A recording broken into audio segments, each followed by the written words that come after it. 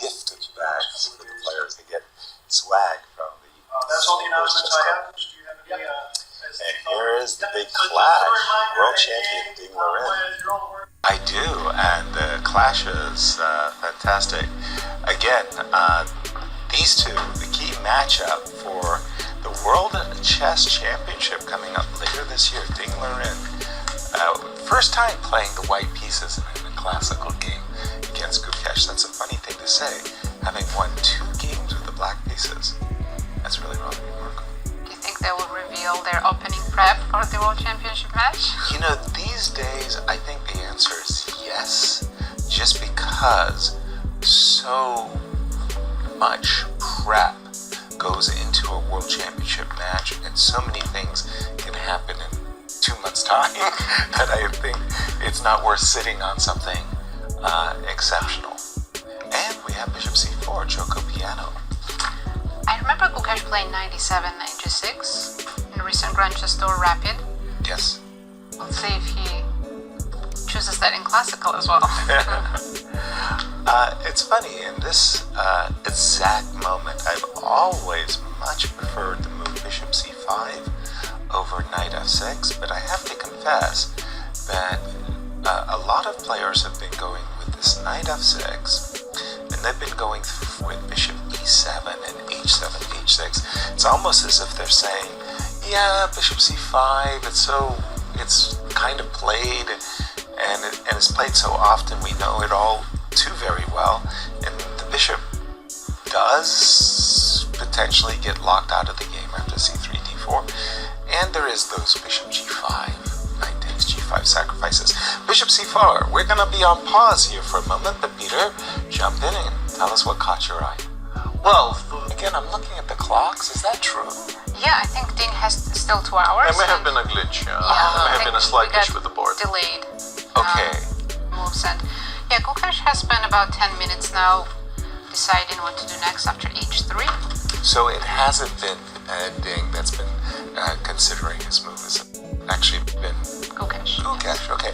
H2, H3. And as Peter was saying, this specific position, with Bishop E6, is quite popular. And the idea is that after Bishop takes E6, F takes E6, the fact that White can't very quickly expand with B4, A4, oftentimes Knight to D2 to C4, means that while the structure is a little bit brittle for Black, White doesn't have immediate tempi. Peter saying that White often goes Bishop B5 here, doesn't even take on E6. Exactly, and then you have either variations that could go Bishop to D7, Knight E7, you even have these crazy lines with Queen E8, and it really, really is tough keeping up with the latest and greatest in I did theory. see in the database in the current position, most common move for Black is H6.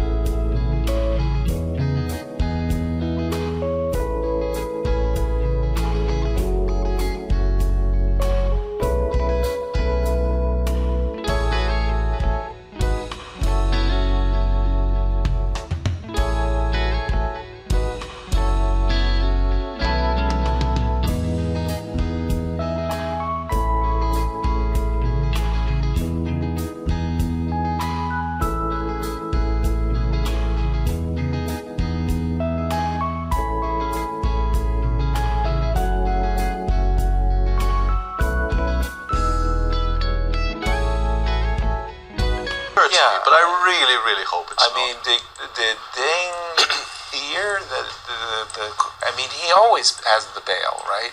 He sacrifices his bishop first, he sacrifices his rook. No, I'm not interested even in taking this bishop. Rather, I'm just interested in making perpetual, and that's we'll it. see if Gukesh plays c4, if Ding plays bishop e4, or just Right. bails out with bails bishop out e6. with because in this position, the move queen f4 feels right to me, but the move rook d1, Or rook e1, yeah. or even rook e1. I mean, those moves are far more. I'm playing for a win. I want to play rook e4, rook h4. Let's go. And I know this. I want to just show the audience this one once again. I know that the desire of checkmate can be very, very compelling, and then after queen h4, you feel like, where's my lollipop? Don't hate that. But we would just I think the next move is going to tell us a lot about where Ding is at in terms of his preparedness. For the perpetual. He didn't sacrifice on g6. Well, he still has that avail. Yeah, it's not like he's lost. Bishop before d3, bishop takes g6 is a very, very odd sequence of decisions.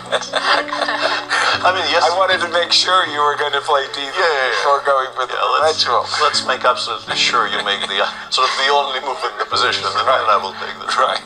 If you capture on c3 and then I go for the perpetual, it's even more confusing, right? Yeah.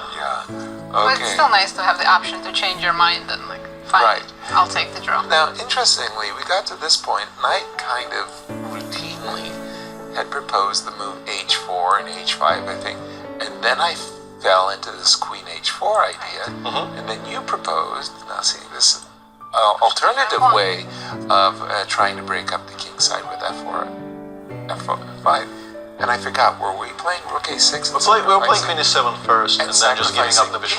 That's not the only thing that the engine suggests is playable. d3, by the way, is on the board, so Okay. we get to witness all of this. So queen e7.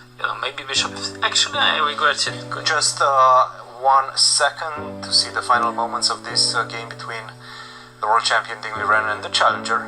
Gukesh. A draw will be the final result. They're repeating the position right now. Did you get a chance to look at that game? Yeah, What did you think of it? It was, somewhat good fight, but it felt like Ding didn't get too much from the opening, so draw is logical result. How do you think they approached the opening phase in this one? Probably the final classical tournament for Yeah, both a of bit them. cautiously, I guess. Yeah, like Ding goes for this bishop is exchange the dark squared bishops. It's not Not the most usually tested. very principled.